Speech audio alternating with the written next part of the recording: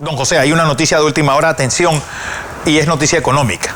Sí, lo que le contaba, ayer en la tarde, en Bloomberg, había la noticia, Panamá sale para aprovechar la situación de los mercados globales. O sea, la República de Panamá salió al mercado.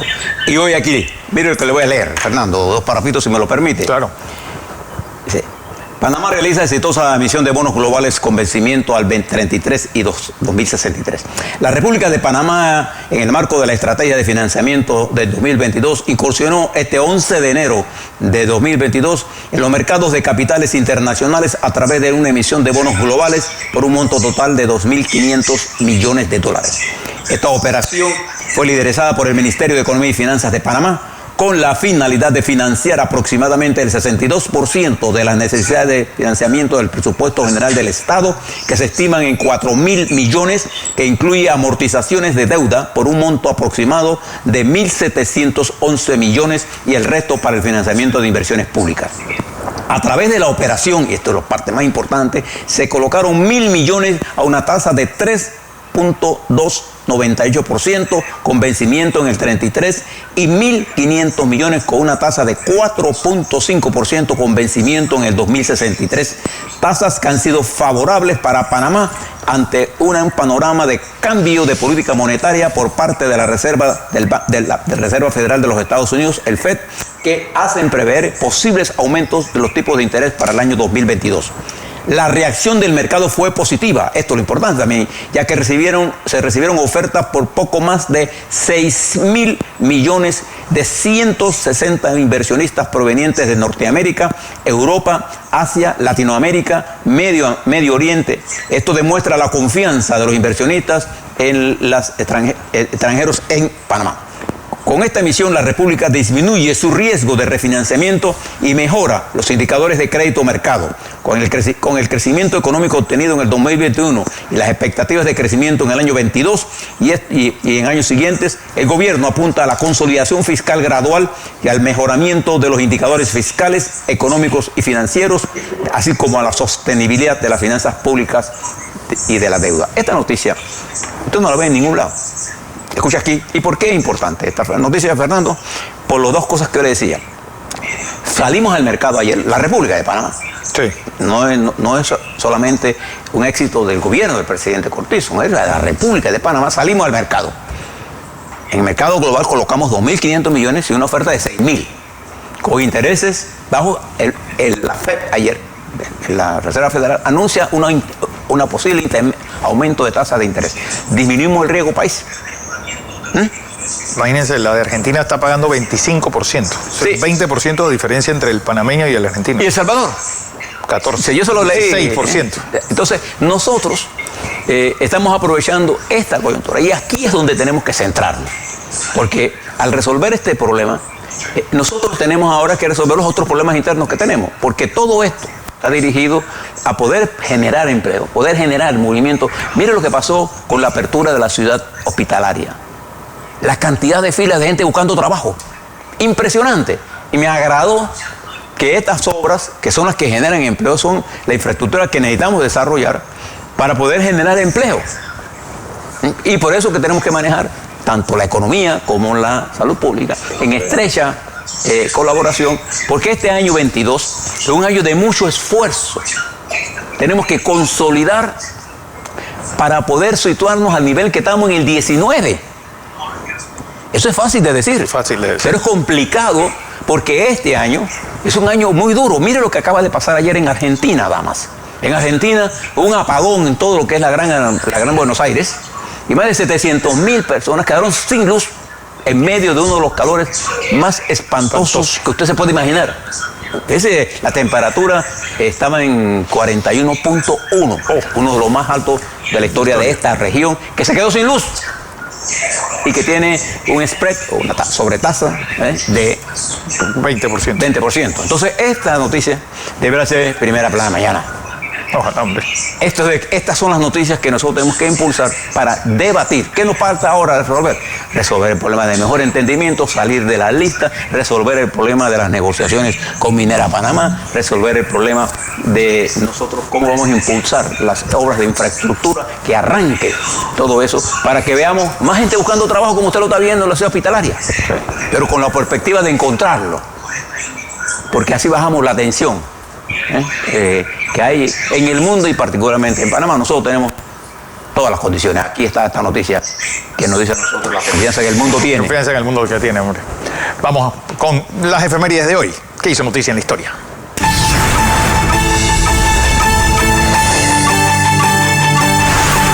Efemérides de hoy, miércoles 12 de enero.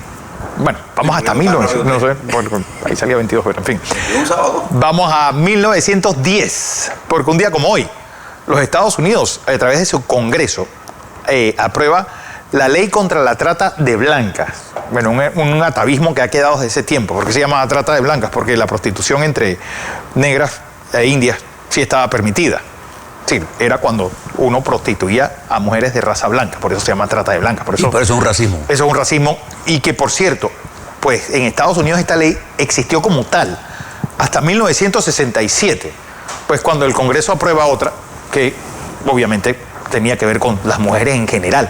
Una cosa importante de esta ley de trata de blancas, bueno, y que esa reforma de 1967 es que, desgraciadamente por Vietnam, pues la presidencia de Lyndon Johnson ha quedado pues oculta detrás de esa guerra y de toda la implicación que trajo el síndrome de Vietnam y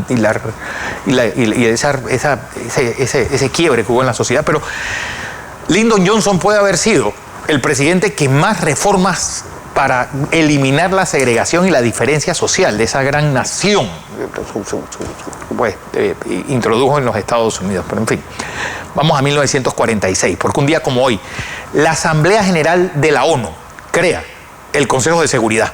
¿Y por qué se creó? Bueno, porque los países grandes iban a decir, bueno, ahora nuestro proceso es descolonizar a la mayor parte de los países. No puede ser que Estados Unidos, Francia, Inglaterra, la Unión Soviética pesen igual que un país pequeño de África o una isla del Caribe. Entonces ellos dijeron, pues vamos a crear un consejo donde los grandes vamos a tener ese derecho a veto.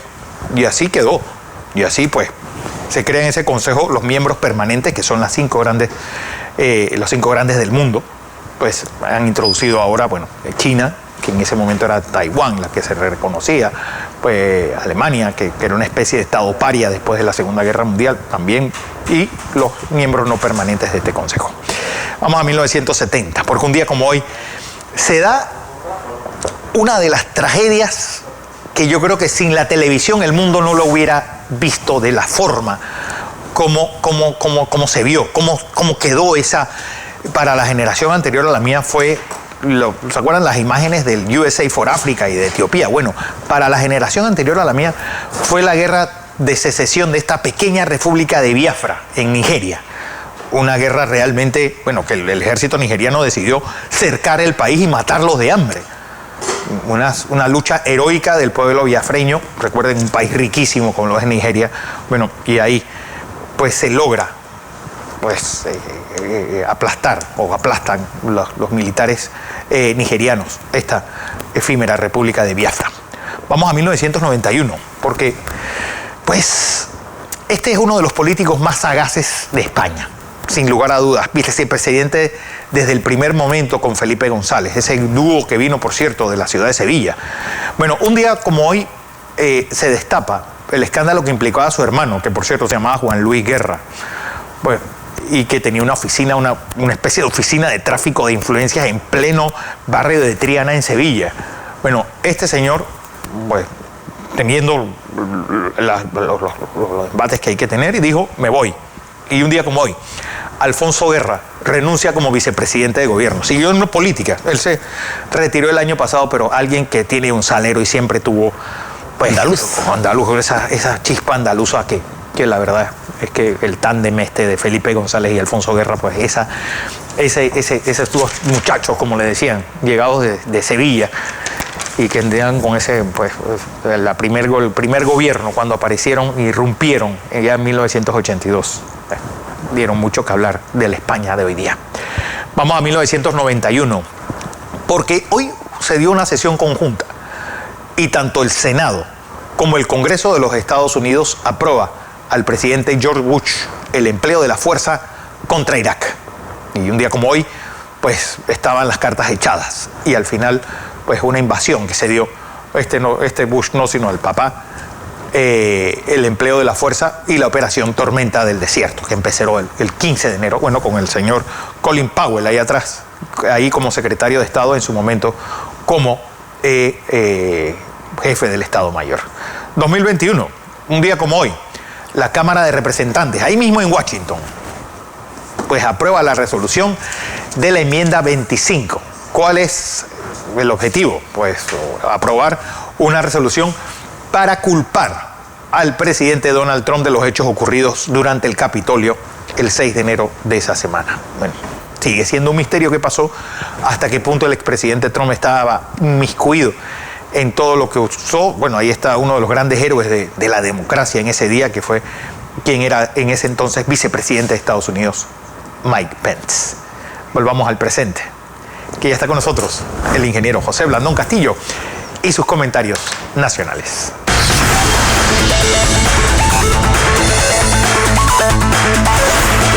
Don José. Fernando, ayer conversábamos sobre y le presentamos las gráficas de lo que estaba ocurriendo. Fíjense los números que tenemos para hoy.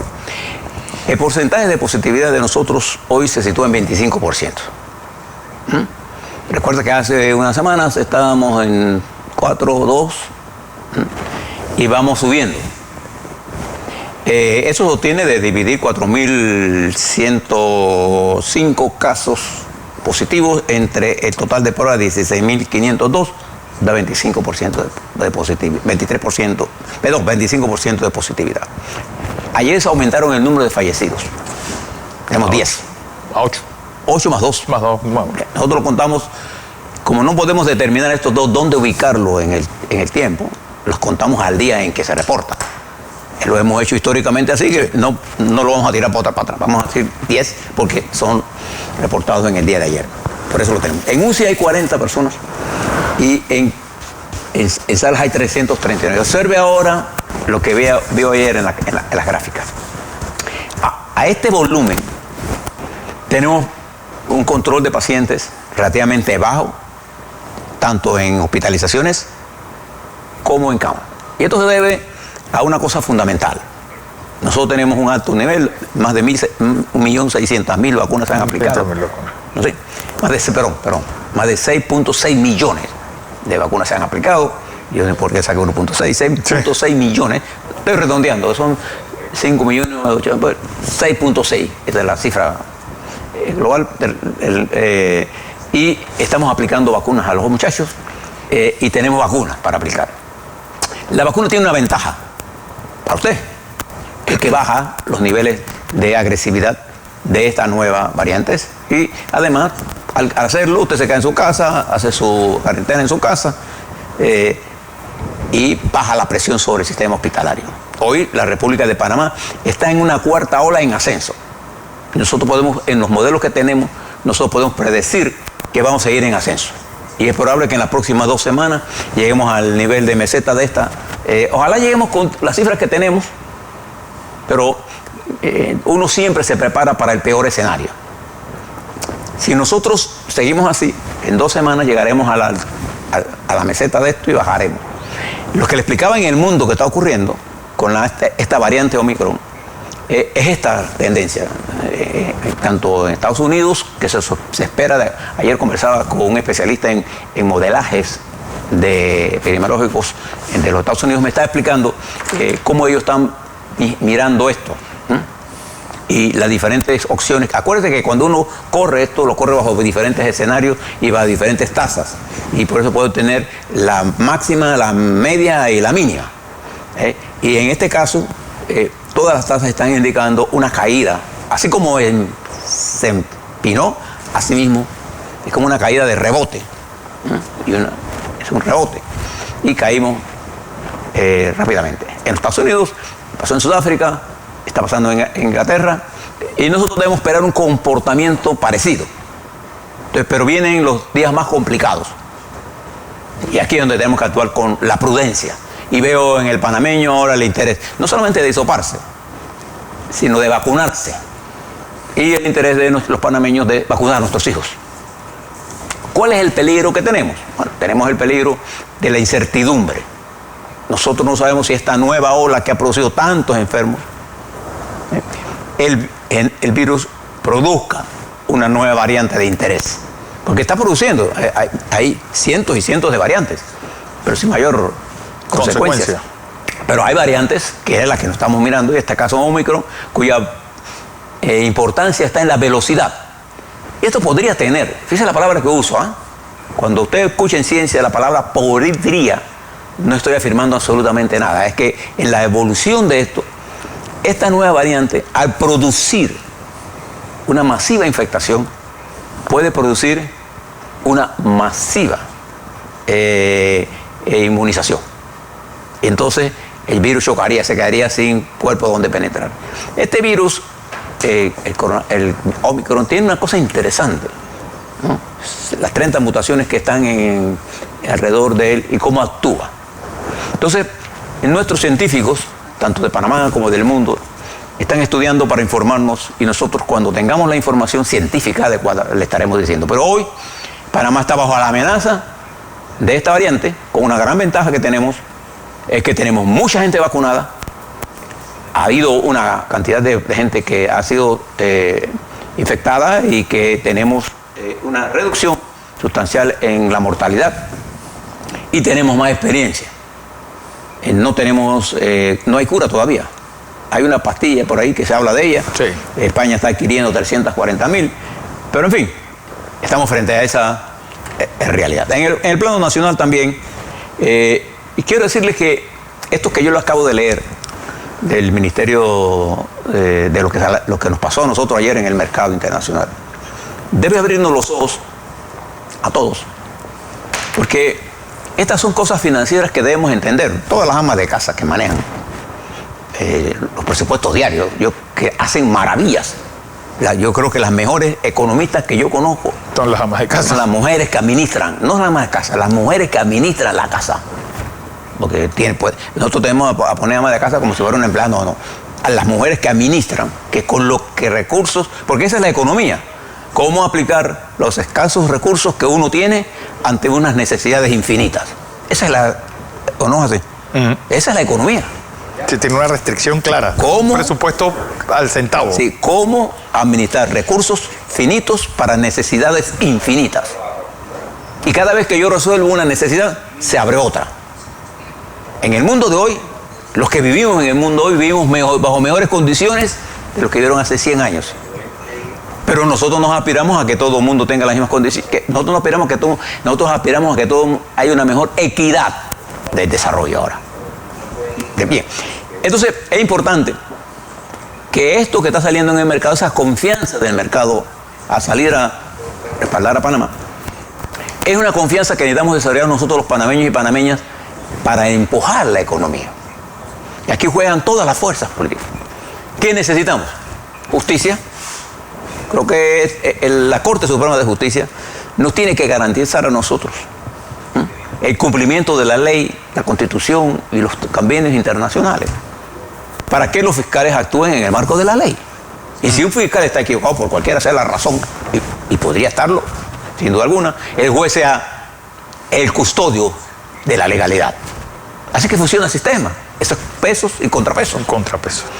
Y que la Asamblea Nacional pueda entender claramente que nos enfrentamos a momentos y meses complicados y difíciles.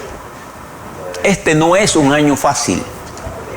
La ventaja que tiene, que no es un año electoral. Es un año en el que los partidos definen, algunos, sus estructuras. Pero eso no tiene nada que ver tiene que ver con el futuro, por sí, tiene que ver. Pero no es las elecciones. Entonces lo estamos tomando como calle arriba y como calle abajo. Y aquí cualquiera que tiene acceso a un nivel comienza a divulgar cosas y análisis. Yo quisiera pedirle a los no sé quién pedírselo. Léanse este comunicado que sale de Panamá. O vayan a Bloomberg. O vayan al mercado. Esto está todo en los libros. La página del web del MEF debe estar. Pero métase para que usted mire. Y miren las proyecciones sobre Panamá. Eso no quiere decir que no tenemos problemas. Tenemos problemas muy serios en el sector indígena, en el sector campesino. Tenemos problemas muy serios en el sector del mercado agrario, en el mercado laboral. Necesitamos generar empleo para los jóvenes. Le hablo, mire lo que está pasando en la ciudad hospitalaria. La gente está buscando trabajo. Eso es importante. La gente quiere trabajar. No es un problema de subsidio. El subsidio ha ayudado a paliar la crisis. Pero es el trabajo remunerado adecuadamente lo que nos permite a nosotros tener una vida más digna. Una vida, tener patria. No que la patria sea de los ricos. La patria tiene que ser de todos. En ese sentido, se están caminando en la parte política, pero tenemos que mantener nuestra mirada puesta en el año 22, concentrarnos, empresarios, trabajadores, intelectuales, periodistas, en cómo vamos a salir frente a los niveles de incertidumbre, cómo esta salida de mercado nos dice a nosotros cómo nos miran en términos de incertidumbre. Cuando usted compara a Bukele con Panamá o con Cortizo aquí, usted comete un error, porque los presidentes todos tienen su personalidad. Mire, Boris Johnson, flamboyante, miren el lío que está. Cuando el Bitcoin tenga sus crisis, usted va a ver lo que va a pasar en Ecuador. En El Salvador no está pasando ninguna revolución. Nada, demagogia pura. Demagogia pura. Entonces mire, cuando usted mire cuando ellos salen, ¿por qué Ecuador no puede salir al mercado de bonos de dólares? Por las altas tasas. Nosotros salimos al mercado y colocamos 3,5, 4,5 bajas, porque nuestro riesgo de impago es menor que el riesgo de impago de El Salvador y de Argentina, y nosotros tenemos uno de los riesgos de impago más bajos. Por eso se los di hace unos días. De manera que en el marco de todo esto, todos tenemos que hacer un esfuerzo. Todos. El gobierno, los partidos, la sociedad civil, la asamblea, la corte, los jueces, los fiscales, y sobre todo buscando un elemento importante: resolver ese gran callejón sin salida en que nos metimos de fragmentar la sociedad en pedacitos tan grandes que parezca una torre de Babel en la que todo el mundo habla un lenguaje y nadie nos entendemos. Nosotros hablamos español panameño. Y una visión del país también totalmente distorsionada. Y necesitamos tener certeza. Una visión del país que queremos construir todos y que hemos hecho mucho esfuerzo para estar donde estamos, en sentido positivo. Así es.